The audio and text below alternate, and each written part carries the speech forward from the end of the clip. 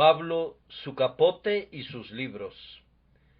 Trae, cuando vengas, el capote que dejé en Troas en casa de Carpo, y los libros, mayormente los pergaminos. 2 Timoteo 4:13.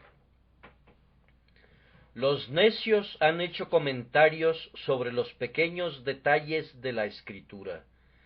Se han sorprendido de que un asunto tan nimio como un capote deba ser mencionado en un libro inspirado, pero deberían saber que esta es una de las múltiples indicaciones de que el libro fue escrito por el mismo autor que escribió el libro de la naturaleza. ¿Acaso no hay cosas en el volumen de la creación que nos circunda que nuestra corta vista llamaría nimiedades? ¿Cuál es el valor peculiar de las margaritas en la floresta o de los botones de oro en los prados? Si los comparamos con el mar agitado o con las eternas colinas, cuán insignificantes nos parecen. ¿Por qué tiene el colibrí un plumaje tan maravillosamente enjollado, y por qué es derrochada tanta destreza maravillosa en el ala de una mariposa? ¿Por qué hay tal curiosa maquinaria en la pata de una mosca, o tal incomparable complejidad óptica en el ojo de una araña? Puesto que para la mayoría de los hombres estas son nimiedades, ¿habrían de quedar fuera de los planes de la naturaleza? No, porque la grandeza de la destreza divina es tan visible en lo diminuto como en lo grandioso, y de igual manera sucede en la Santa Escritura. Las cosas pequeñitas conservadas en el ámbar de la inspiración están muy lejos de ser inapropiadas o innecesarias. Además, ¿no hay nimiedades en la providencia? ¿No sucede cada día que una nación sea desgarrada por una revolución o que un trono sea sacudido por una rebelión? Con mayor frecuencia el nido de un pájaro es destruido por un niño, o un hormiguero es tumbado por un azadón. No sucede cada hora que un torrente inunde una provincia, pero ¿con cuánta frecuencia humedecen las gotas de rocío las verdes hojas? ¿No leemos a menudo acerca de huracanes, tornados y terremotos, pero los anales de la providencia podrían revelar la historia de muchos granos de polvo transportados por el fuerte viento del verano, muchas hojas marchitas arrancadas a los álamos y muchos juncos meciéndose a la orilla del río? Por lo tanto, aprendan a ver en las pequeñeces de la Biblia al Dios de la providencia y de la naturaleza. Observen 2 cuadros y detectarán, si tienen cualidades artísticas, ciertos detalles minúsculos que revelan la misma autoría si provinieran de la misma mano. A menudo la propia pequeñez para el ojo artístico delatará al pintor más seguramente que los brochazos más prominentes, que pudieran ser falsificados con mucha mayor facilidad. Los expertos detectan los rasgos de la escritura de una persona por un ligero temblor en los trazos ascendentes, el giro de la impresión final, el punto, la virgulilla de la letra T o asuntos más detallados.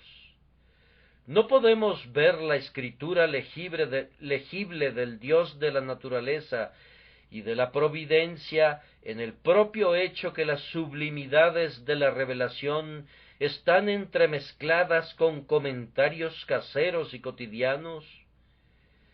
Pero después de todo, no son trivialidades. Me atrevo a decir que mi texto contiene mucha instrucción espiritual.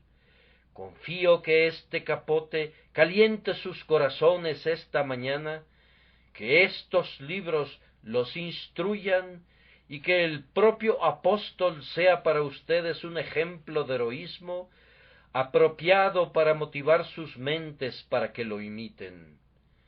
Primero, veamos este memorable capote que Pablo dejó con Carpo en Troas. Troas era una muy importante ciudad portuaria de Asia Menor. Muy probablemente Pablo fue detenido en Troas en la segunda ocasión en que fue llevado ante el emperador romano. Los soldados usualmente se apropiaban de los vestidos sobrantes que poseía la persona que era arrestada, y tales objetos eran considerados como propinas para los que efectuaban el arresto. El apóstol pudo haber sido prevenido de su arresto, y por eso, prudentemente, encargó sus pocos libros y su capa, que constituían todo su menaje de casa, al cuidado de un cierto hombre honesto llamado Carpo. Aunque Troas estaba a 600 millas sobradas de camino de Roma, el apóstol Pablo es demasiado pobre para comprar un vestido, y así solicita a Timoteo, que venía en esa dirección, que traiga su capote. Lo necesita mucho, pues el crudo invierno se aproxima y el calabozo es muy, muy frío. Esto es un breve detalle de las circunstancias. Ciertos comentaristas estudiosos han llenado páginas enteras tratando de descubrir qué tipo de capote era, pero como nosotros no sabemos absolutamente nada al respecto, les dejaremos este asunto creyendo que saben lo mismo que nosotros, pero nada más. ¿Pero qué nos enseña el capote? Hay 5 o 6 lecciones incluidas allí. La primera es, hemos de percibir aquí con admiración la completa abnegación del apóstol Pablo por amor al Señor. Recuerden, mis queridos amigos, lo que el apóstol fue una vez. Pablo era eminente, famoso y rico. Había sido instruido a los pies de Gamaliel. Era tan celoso entre sus hermanos que no podía sino inspirar el sincero respeto de ellos. Iba acompañado por un grupo de soldados cuando fue de Jerusalén a Damasco. Yo no sé si el caballo que montaba era suyo, pero debe de haber sido un hombre de importancia, puesto que se le destinó a una plaza muy importante en asuntos religiosos. Pablo era un hombre de buena posición en la sociedad, y sin duda cualquier persona que viera al joven Saulo de Tarso habría dicho, se convertirá en un hombre eminente, cuenta con todas las oportunidades en la vida, tiene educación liberal, un temperamento celoso, abundantes dones y la estimación general de los gobernantes judíos. Será un hombre grandioso. Pero cuando el Señor se encontró con él aquel día en el camino a Damasco, cómo cambió todo para Pablo. Entonces pudo decir en verdad, pero cuantas cosas eran para mi ganancia, las he estimado como pérdida por amor de Cristo, y ciertamente aún estimo todas las cosas como pérdida por la excelencia del conocimiento de Cristo Jesús, mi Señor, por amor del cual lo he perdido todo y lo tengo por basura, para ganar a Cristo y ser hallado en él. Comienza a predicar y su carácter es cambiado. Ahora, nada es demasiado malo para Pablo entre sus asociados judíos. Quita de la tierra tal hombre, porque no conviene que viva, fue la expresión exacta del sentimiento judío hacia él. Pablo continúa sus labores y pierde su riqueza, la ha esparcido entre los pobres, o ha sido secuestrada por sus amigos. Viaja de un lugar a otro sacrificando no pocas comodidades. La esposa a la que probablemente estuvo unido pues ningún hombre soltero podía votar en el Sanedrín como lo hizo Pablo en contra de Esteban, cayó enferma y murió, y el apóstol prefería ahora una vida de soltero para poder entregarse enteramente a su obra. Si hubiera tenido esperanza en este mundo solamente, habría sido el más miserable de todos los hombres. Con el paso del tiempo ha encanecido, y ahora los propios hombres que le debían su conversión lo han abandonado. Cuando llegó por primera vez a Roma, estuvieron a su lado, pero ahora todos se han ido como las hojas en el invierno, y el pobre anciano, siendo como soy, Pablo ya anciano, está sin nada en el mundo que pueda llamar propiedad suya, sino un viejo capote y unos cuantos libros, y todo eso está a 600 millas de distancia. Ah, cómo se vació y a qué extremo de pobreza estaba dispuesto a caer por amor al nombre de Cristo. No se quejen porque Pablo mencione sus vestidos. Uno mayor que él lo hizo, y lo hizo en una hora más solemne que la hora en la que Pablo escribió la epístola. Recuerden quién fue el que dijo: partieron entre sí mis vestidos, y sobre mi ropa echaron suertes. El Salvador había de morir en la absoluta desnudez, y el apóstol es reducido a algo semejante a él cuando se encuentra temblando de frío. Hermanos, ¿estaba Pablo en lo correcto en todo esto? ¿Fueron razonables sus sacrificios? ¿El propósito que Pablo perseguía era digno de todo este sufrimiento y abnegación? Fue arrastrado por un excesivo impulso de fanatismo para invertir en un objetivo inferior lo que no se requería de él. Ningún creyente aquí presente considera que fuera así. Todos ustedes creen que si pudieran renunciar a las riquezas y al talento y a la estima, sí, y también a su propia vida por Cristo, sería una excelente decisión. Yo digo que ustedes lo creen así, pero ¿cuántos de nosotros lo hemos puesto en práctica alguna vez? ¿No habría sido mejor que dijera cuán pocos de nosotros? Hay algunas personas que raramente tienen una oportunidad de sacrificar para Cristo en lo absoluto.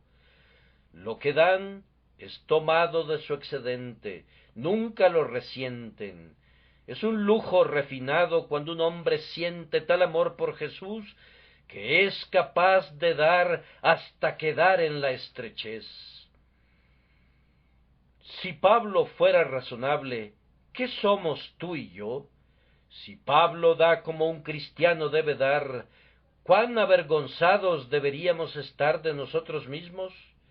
Si él se reduce a la pobreza por Cristo, ¿qué diremos de esos profesantes bastardos que no están dispuestos a perder ni una nimiedad en su negocio por causa de la honestidad? ¿Qué diremos de aquellos que afirman: yo sé cómo hacer dinero y sé cómo guardarlo, y miran con desprecio a aquellos que son más generosos que ellos? Si se sienten contentos de condenar a Pablo y acusarlo de necedad, háganlo, pero si no, si éste no fuera sino un servicio razonable, y el servicio que la gracia infinita de Dios que Pablo experimentó requería de él, entonces hagamos algo parecido.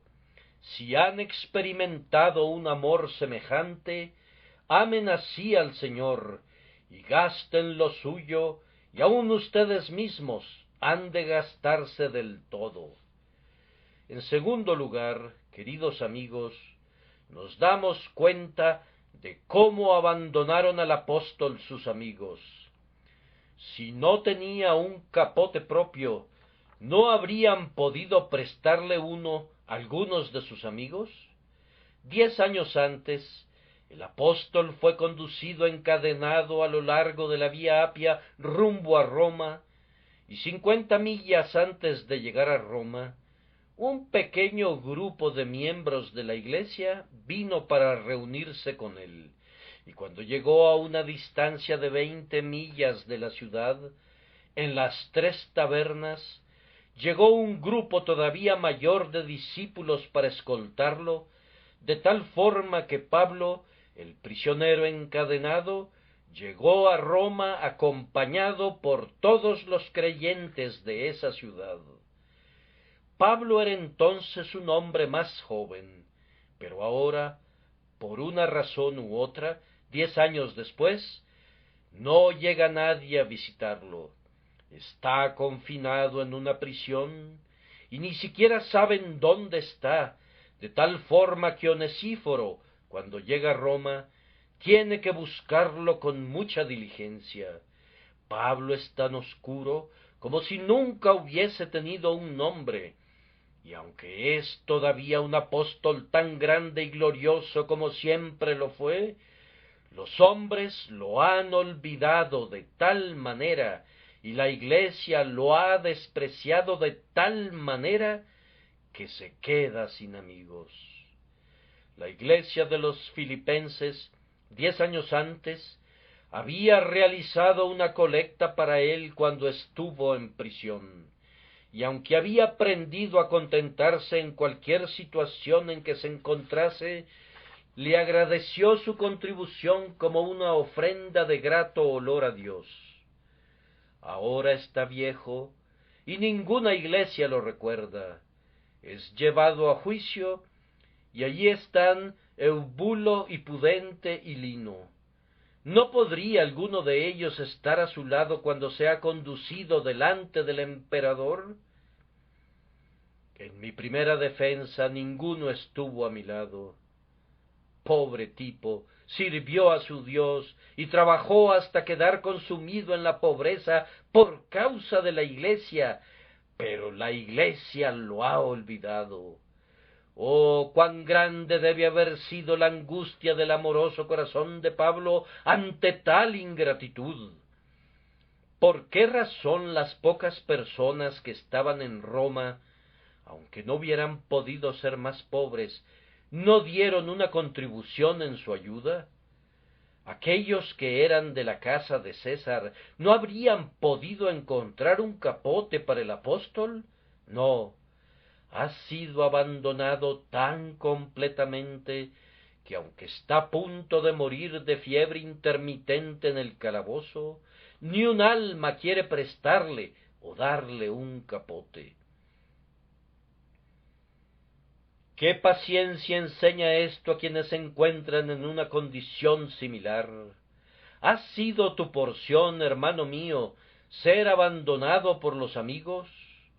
Hubo otros tiempos cuando tu nombre era el símbolo de la popularidad, cuando muchos vivían de tu favor como insectos bajo tu rayo de luz, y has llegado al punto en que has sido olvidado como un muerto borrado de la mente.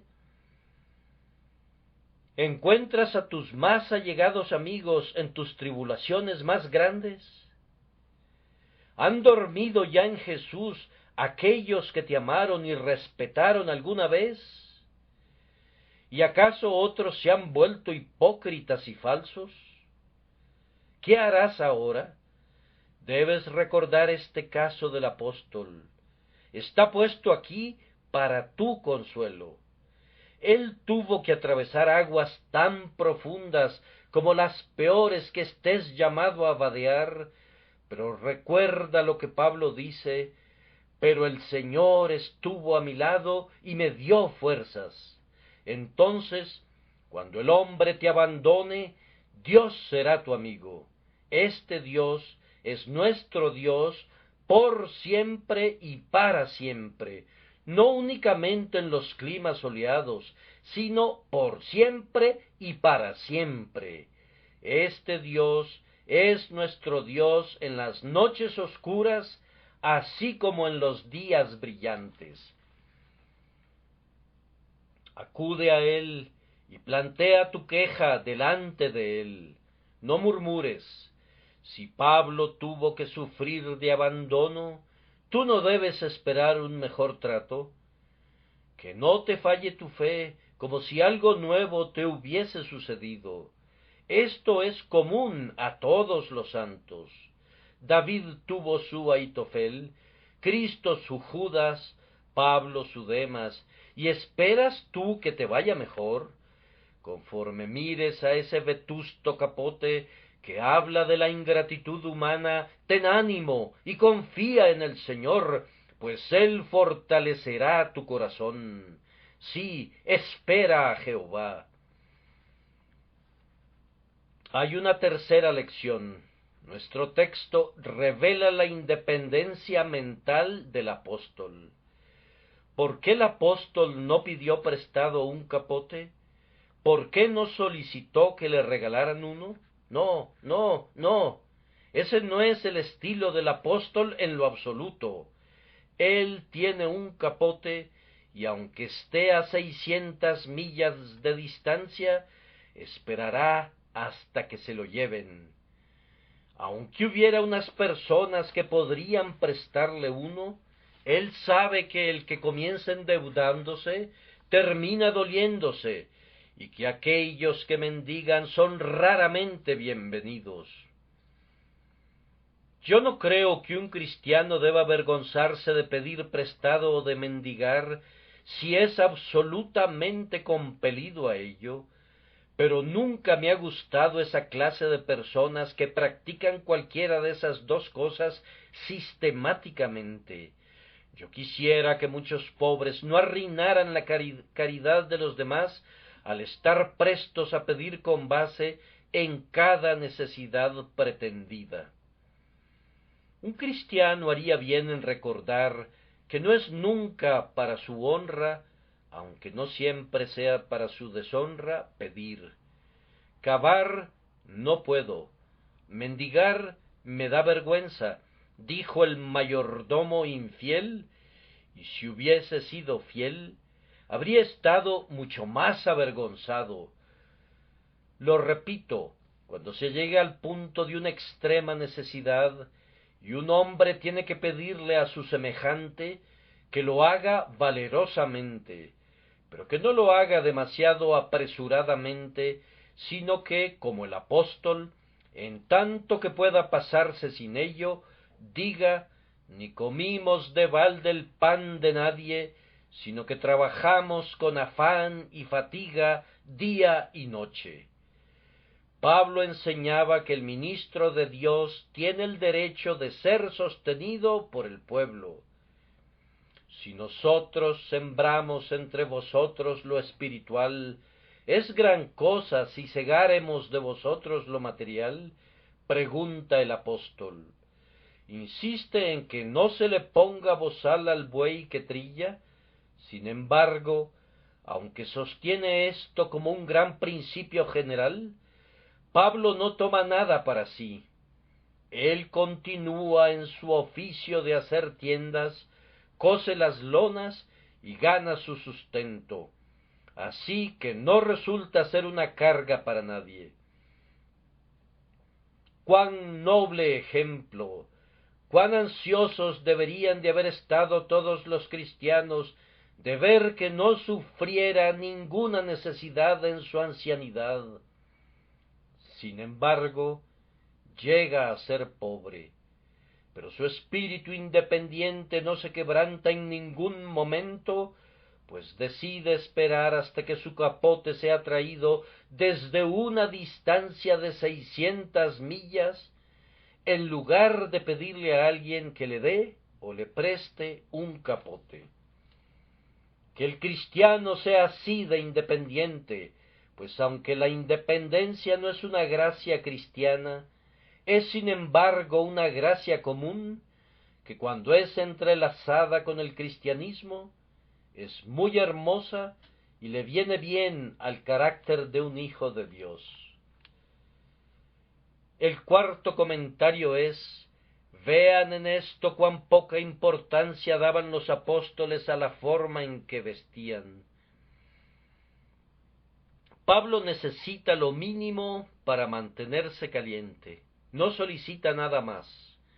No hay ninguna duda de ningún tipo que las otras partes de sus vestiduras se estaban tornando muy raídas, que se encontraba en verdad vestido de harapos, y por esto necesitaba el capote para cubrirse.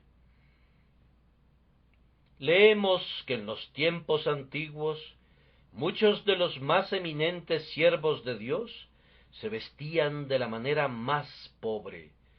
Cuando el buen obispo Hooper fue conducido a la hoguera, ya había estado largo tiempo en prisión y estaba tan desprovisto de vestidos que tomó prestada una toga de un viejo académico llena de andrajos y hoyos para poder ponérsela, y caminó a la hoguera cojeando por los dolores producidos por el nervio ciático y el reumatismo.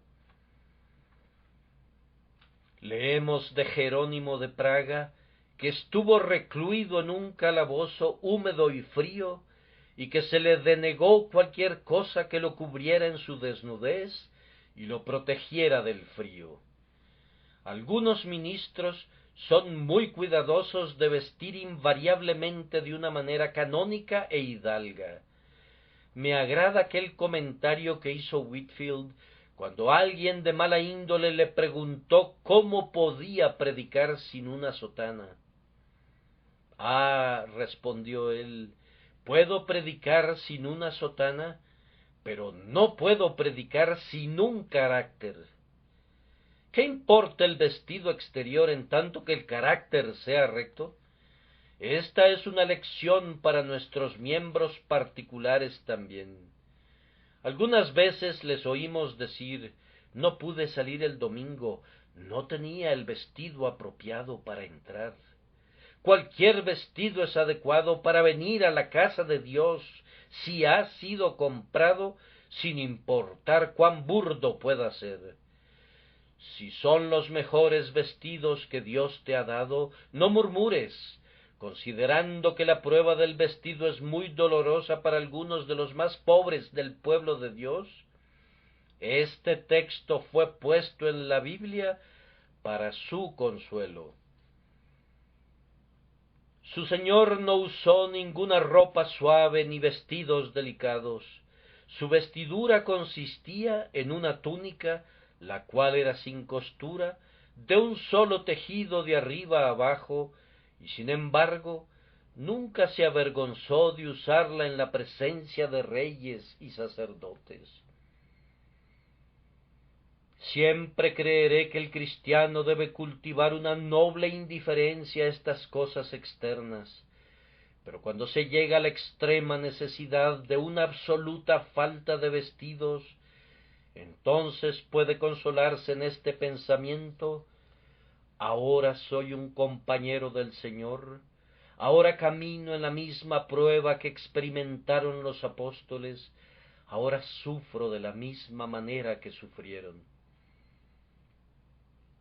Todo santo es una imagen de Cristo, pero un santo pobre es su imagen expresa, pues Cristo fue pobre, de tal manera que si eres conducido a necesidad extrema referida a la pobreza, de tal forma que no tengas nada que ponerte que sea decente, no te desalientes, sino más bien di: mi Señor sufrió lo mismo, y también el apóstol Pablo, y por tanto cobra aliento y ten buen ánimo.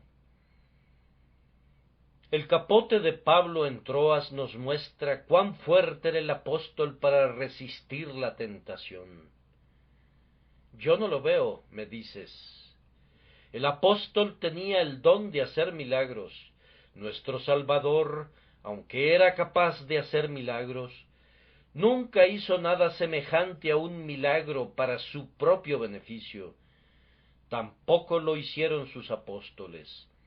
Los dones milagrosos les habían sido confiados con propósitos y fines evangélicos para el bien de otros y para la promoción de la verdad, pero nunca para beneficio de ellos.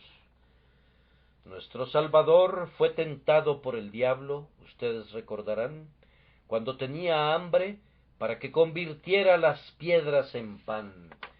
Era una fuerte tentación para que aplicara poderes milagrosos que tenían por objetivo otros fines, para su propia comodidad. Pero él reprendió a Satanás y le dijo: no sólo de pan vivirá el hombre. Pablo también tenía poder para producir un capote si hubiese querido. ¿Por qué no habría podido?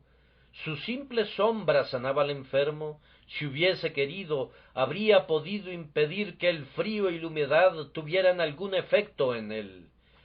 Pablo, que había levantado a vida al muerto Eutico cuando cayó de lo alto y produjo su calor vital, podría ciertamente haber mantenido el calor de su propio cuerpo si así lo hubiese decidido. Y me atrevo a decir que el diablo lo visitaba a menudo y le decía: si eres un apóstol de Dios, si puedes obrar milagros, manda que esta atmósfera suba de temperatura, que estos harapos se junten y formen para ti un vestido confortable. Ustedes no saben, no podrían decir, pues no han sido nunca expuestos a eso, qué severas pugnas debe de haber tenido el apóstol para resistir la torva tentación de usar sus dones milagrosos en su beneficio. Oh hermanos, me temo que ustedes y yo somos mucho más propensos a ceder al ego de lo que era el apóstol. Nosotros predicamos el Evangelio, y si Dios nos ayuda, el diablo directamente querrá que participemos de la alabanza. «Predicaste un buen sermón esta mañana», le dijo alguien a John Bunyan cuando bajó las escaleras. «Llegas demasiado tarde», le respondió el honesto John.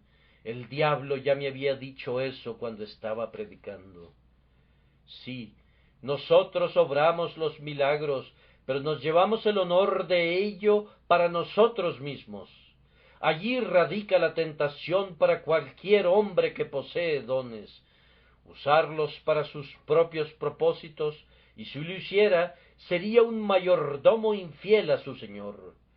Yo les suplico en verdad que, ya sea en la escuela dominical o en la iglesia, no permitan nunca que el poder de obrar milagros que Dios les ha dado sea usado para ustedes mismos. Ustedes pueden hacer por Cristo cosas poderosas a través de la fe y de la oración, pero no permitan nunca que la oración y la fe sean prostituidas para un propósito tan rastrero como ministrar para la carne. Yo sé que las mentes carnales no entenderían esto, pero las mentes espirituales, que conocen las tentaciones del diablo, saben cuán dura será una batalla vitalicia para reprimirnos de hacer eso que aparentemente nos hará felices, pero que al mismo tiempo nos volvería profanos. La sexta lección extraída de este capote es: este pasaje nos enseña con qué precisión un hijo de Dios es similar a otro. Sé que consideramos a Abraham y a Isaac y a Jacob como seres muy grandes y bienaventurados. Creemos que vivieron en una región más elevada que nosotros. No podemos creer que si hubieran vivido en estos tiempos, habrían sido Abraham, Isaac y Jacob. Suponemos que estos son días muy malos y que cualquier gran eminencia de gracia o de abnegación no es fácilmente alcanzable. Hermanos, mi propia convicción es que si Abraham, Isaac y Jacob hubiesen vivido ahora, en vez de ser menores santos, habrían sido mayores santos, pues ellos vivieron únicamente en la alborada, y nosotros vivimos en pleno mediodía. Con frecuencia escuchamos que los apóstoles son llamados San Pedro y San Pablo, y de esta manera son colocados en alto como en un elevado nicho. Si nosotros hubiéramos visto a Pedro y a Pablo, los habríamos considerado como pertenecientes a un tipo ordinario de personas, sorprendentemente semejantes a nosotros, y si nos hubiésemos adentrado en su vida diaria y en sus pruebas, habríamos dicho, bien, ustedes son maravillosamente superiores a lo que yo soy en la gracia, pero de alguna manera u otra, ustedes son hombres semejantes a mí. Tengo un temperamento irascible, y tú, Pedro, también lo tienes.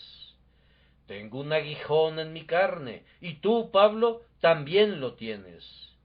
Tengo a un enfermo en casa, y la suegra de Pedro también yace enferma de fiebre. Yo me quejo de reumatismo, y el apóstol Pablo, en su etapa de anciano, siente el frío y necesita su capote. No debemos considerar la Biblia como un libro propicio para almas trascendentales y sumamente elevadas.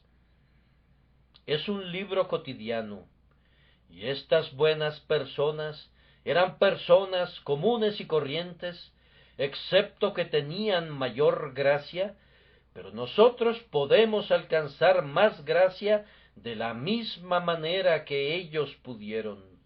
La fuente de la que se surtían está tan llena y tan disponible para nosotros como estuvo para ellos. Sólo tenemos que creer de la manera que ellos lo hicieron y confiar en Jesús al modo de ellos, y aunque nuestras pruebas sean tan duras como las de ellos, venceremos por medio de la sangre del Cordero. A mí me gusta en verdad ver que la religión sea sacada a luz en nuestra vida diaria. No me hablen acerca de la piedad del tabernáculo, sino háblenme de la piedad de su taller y de su mostrador y de su cocina. Déjenme ver cómo la gracia les capacita para ser pacientes en el frío, o gozosos en el hambre, o diligentes en el trabajo. Aunque la gracia no es algo común, brilla mejor en las cosas comunes. Predicar un sermón o cantar un himno no es sino algo insignificante comparado con el poder de aguantar frío y hambre y desnudez por amor de Cristo. Ánimo entonces, valor entonces, compañero peregrino, pues el camino no fue allanado para Pablo más de lo que es aplanado para nosotros. No había un camino real al cielo en aquellos días diferente al que hay ahora. Ellos tenían que atravesar pantanos y lodazales y ciénagas como tenemos que hacerlo nosotros todavía. Ellos luchaban duramente como lo hacemos ahora, con pecados y dudas y temores, pero ganaron la victoria finalmente, y nosotros lo haremos también. Suficiente entonces en cuanto al capote que fue dejado en Troas con Carpo. Echaremos una mirada a sus libros.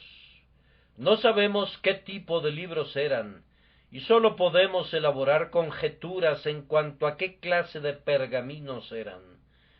A Pablo le quedaban unos cuantos libros, tal vez envueltos en el capote, y Timoteo había de tener el cuidado de llevárselos. Incluso un apóstol debe leer. Algunos de nuestros hermanos ultracalvinistas piensan que un ministro que lee libros y estudia su sermón ha de ser un muy deplorable espécimen de predicador. Un hombre que sube al púlpito y profesa que improvisa su texto y habla cualquier cantidad de tonterías es el ídolo de muchos. si habla sin premeditación o pretende hacerlo, y no presenta nunca lo que llaman un plato de sesos de hombres muertos, oh, ese es un predicador. Cuán censurados son por el apóstol. Él es inspirado y sin embargo necesita libros.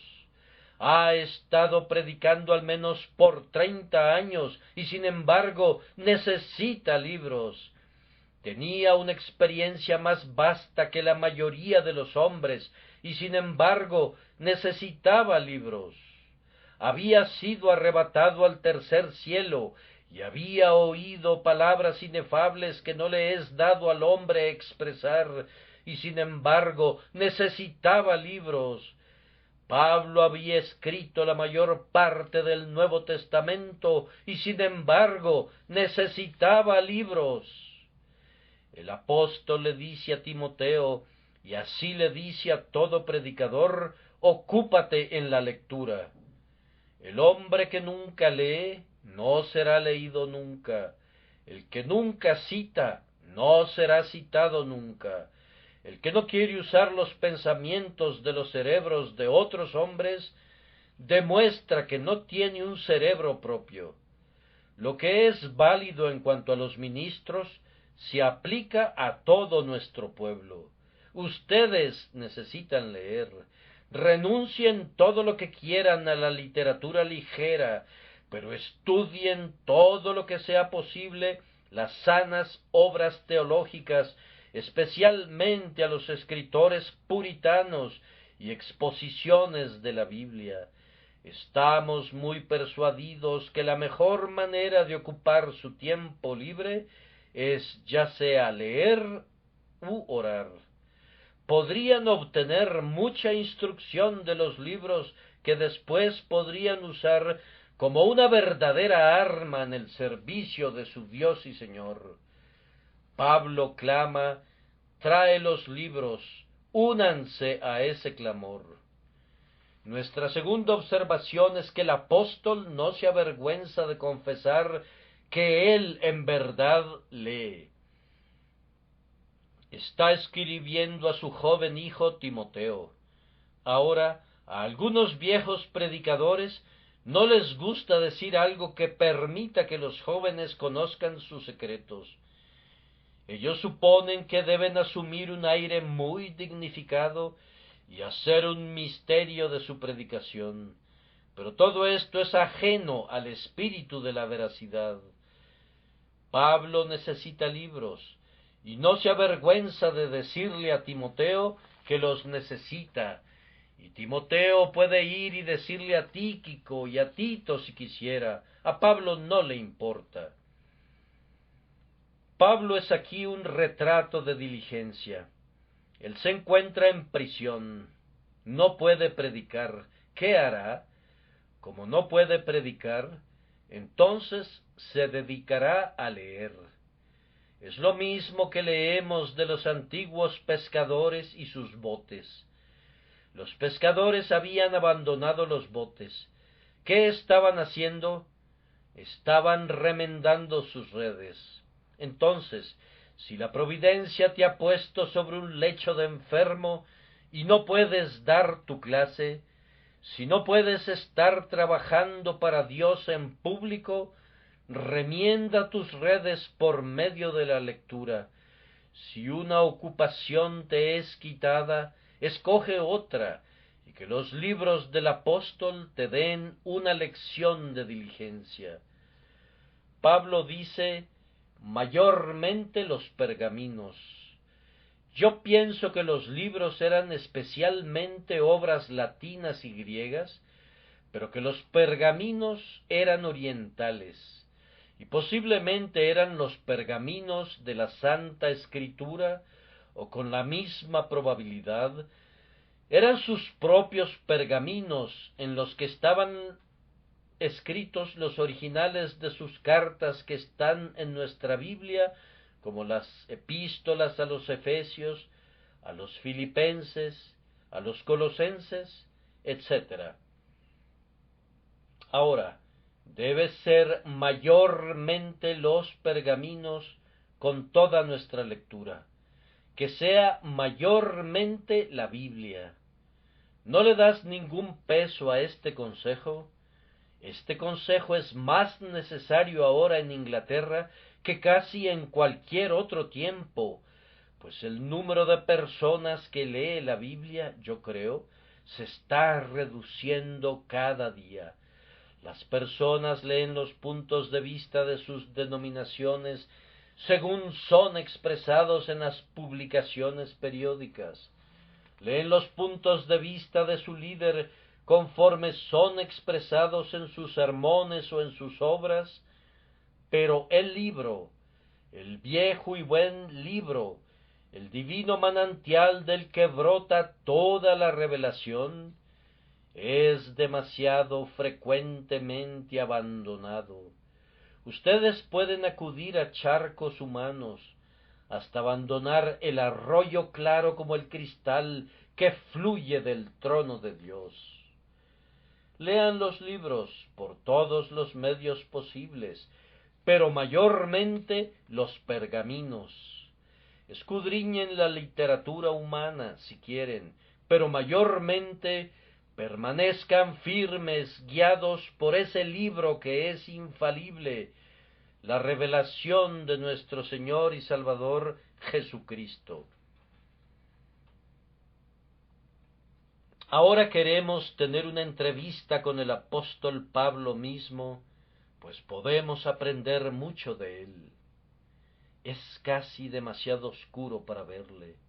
Lo encontraremos en ese terrible cuchitril.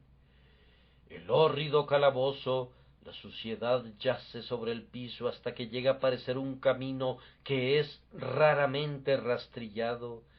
La corriente de aire sopla a través de la única rendija que ellos llaman una ventana. El pobre anciano, sin su capote, se envuelve en su raído vestido. Algunas veces lo ves puesto de rodillas para orar, y luego sumerge su pluma en la tinta y le escribe a su amado hijo Timoteo. No tiene ningún compañero excepto Lucas, que entra ocasionalmente durante un breve tiempo. Ahora, ¿cómo encontraremos al anciano? ¿Cuál será su estado de ánimo?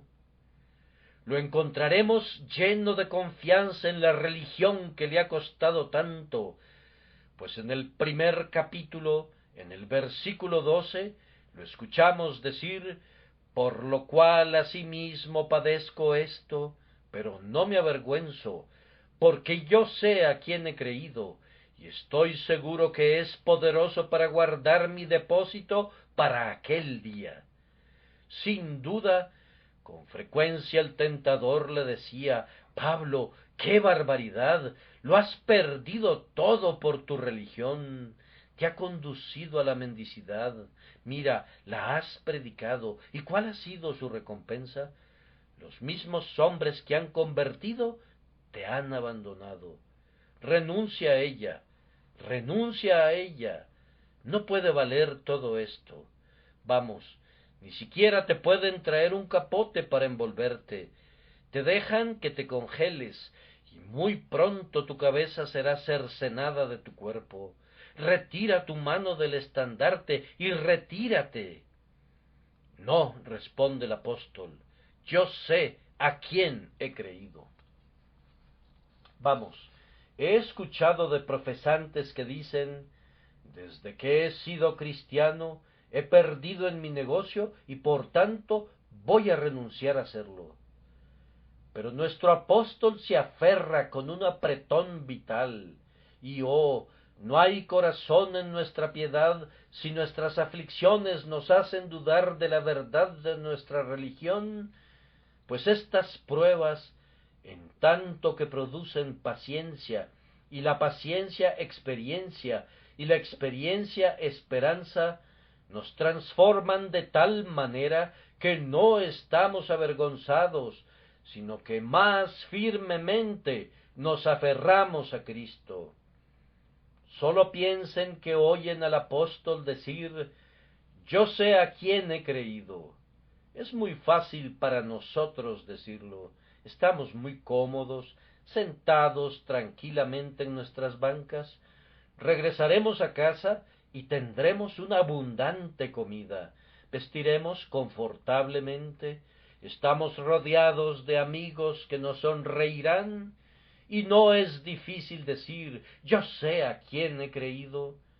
Pero si fueses vejado por un lado por Hermógenes y Fileto, y por otro lado por Alejandro el Calderero y Demas, no se te haría tan fácil decir, fiel es el Señor.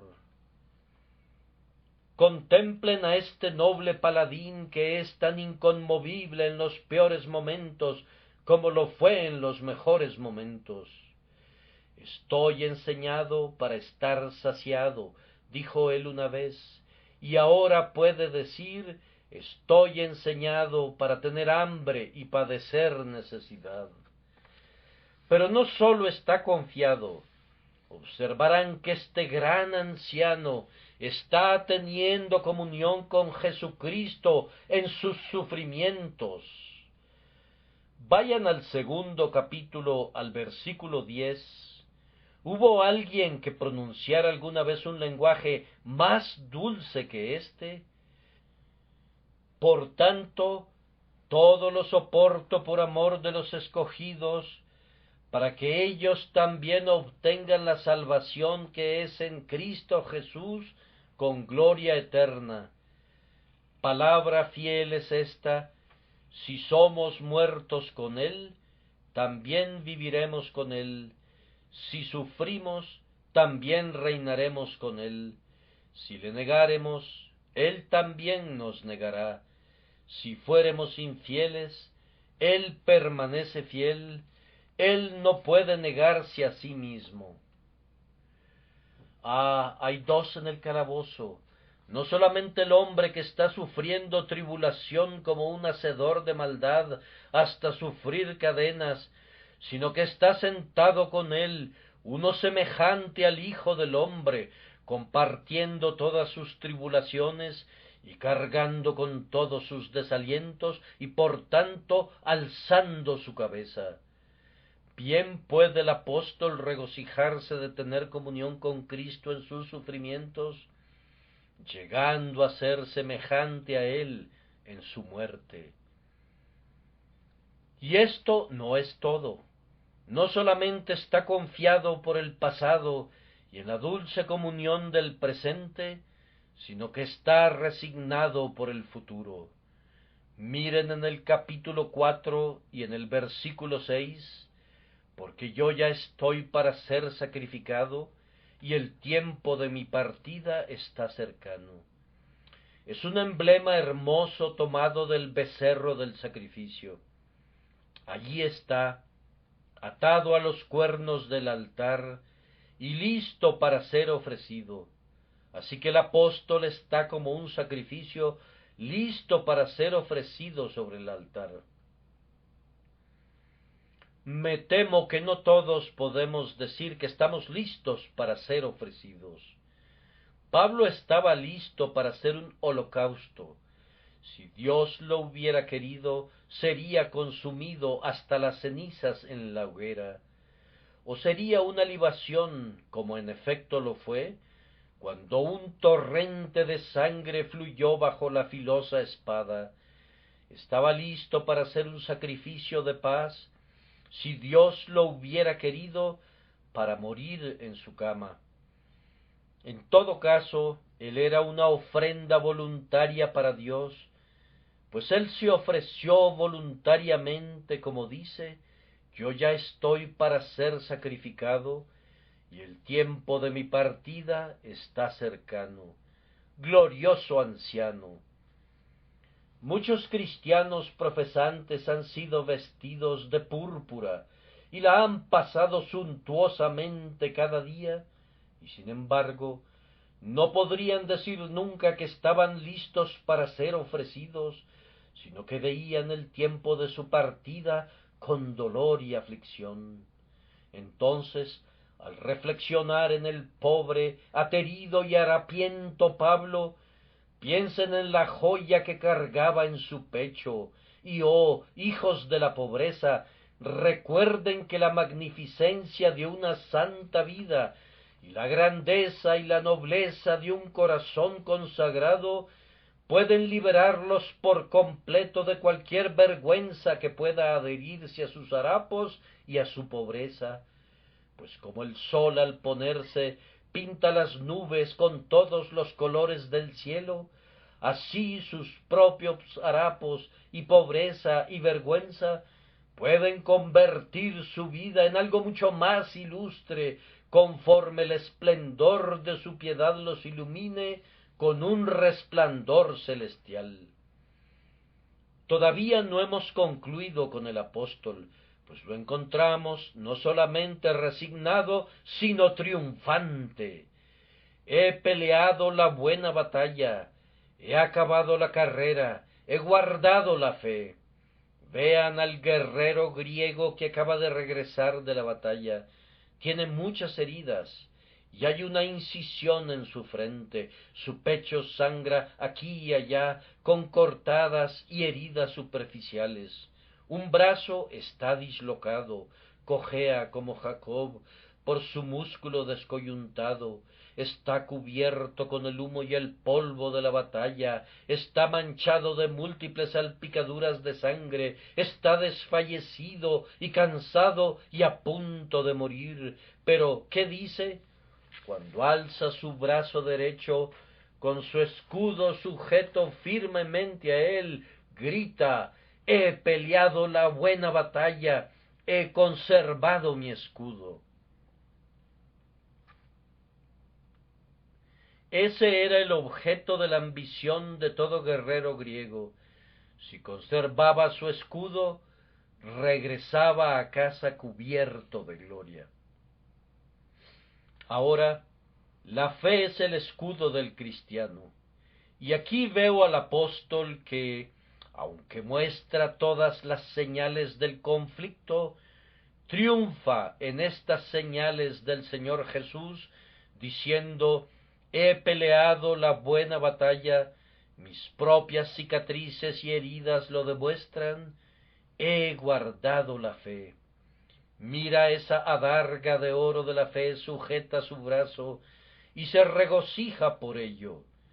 El tirano Nerón no tuvo nunca un triunfo como el del apóstol Pablo, ni tampoco todos los guerreros de Roma, cuando las multitudes escalaban por los techos de las chimeneas y miraban abajo a la procesión.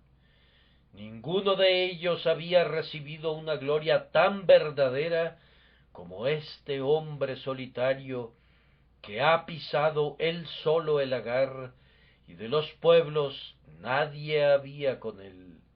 Él se ha enfrentado al león como un paladín solitario, sin ningún ojo que tuviera compasión, ni brazo que salvara, pero aun así triunfante hasta el fin. Espíritu valeroso, no te preocupes del viejo capote en Troas, en tanto que tu fe esté segura. Además, no sólo triunfa en el presente, sino que está en espera de una corona. Cuando el luchador griego había peleado la buena batalla, le era presentada una corona. Y así Pablo, que escribe acerca del viejo capote, escribe también: por lo demás, me está guardada la corona de justicia, la cual me dará el Señor, juez justo, en aquel día, y no sólo a mí, sino también a todos los que aman su venida. Cuando estaba describiendo a Pablo y hablando de la pobreza de muchos creyentes, dijo el pecador, ¿quién querría ser un cristiano? ¿Quién querría sufrir tanto por Cristo? ¿Quién querría perderlo todo como Pablo? Las mentes mundanas aquí presentes están pensando: qué tonto es ser arrastrado por una excitación semejante. Pero miren cómo cambió la perspectiva. Por lo demás, me está guardada una corona. ¿Qué habría pasado si hubiese estado vestido de púrpura y hubiese nadado en la abundancia y hubiese sido grande y no hubiese una corona para él en el cielo, ningún gozo en el más allá, sino una temerosa espera del juicio? Véanlo, salta de su calabozo a su trono. Nerón puede cortarle la cabeza, pero esa cabeza llevará una corona estrellada. Ánimo entonces, ustedes que son pisoteados, afligidos y están desesperados, tengan buen ánimo, pues el fin compensará el camino, y todas las asperezas de la peregrinación serán recompensadas por la gloria que espera a todos aquellos que están confiados en Cristo Jesús. Concluimos, habiendo terminado con este viejo capote, cuando preguntamos, ¿no es hermoso ver al leer esta epístola, y ciertamente todas las cartas del apóstol, cómo todo lo que pensaba el apóstol estaba conectado con Cristo? ¿Cómo había concentrado cada pasión, cada poder, cada pensamiento, cada acto, cada palabra, y había colocado todo en Cristo? Yo creo que hay muchos que aman a Cristo de una manera semejante a la forma en que el sol brilla hoy. Pero ustedes saben que si concentran los rayos de ese sol con un espejo gustorio y fijan todos esos rayos sobre cualquier objeto, entonces, ¡qué calor se genera! ¡Qué incendio! ¡Qué flama! ¡Qué fuego! Muchísimos hombres esparcen su amor y admiración sobre casi toda criatura, y Cristo recibe muy poco, así como todos recibimos algunos rayos del sol, pero el hombre es el que, a semejanza de Pablo, orienta todos sus pensamientos y palabras hacia un foco. Entonces arde su camino a lo largo de la vida, su corazón está ardiendo, como carbones de enebro son sus palabras, es un hombre de fuerza y energía. Tal vez no tenga un capote, pero a pesar de eso es un gran hombre, y el zar en su manto imperial no es sino un enano babeante al lado de este gigante del ejército de Dios. Oh, yo quisiera que fijáramos nuestros pensamientos en Cristo en esta mañana. ¿Estamos confiando en Él en esta mañana? ¿Es Él toda nuestra salvación y todo nuestro deseo? Si así fuera, entonces vivamos para Él. Aquellos que son enteramente de Cristo no son muchos.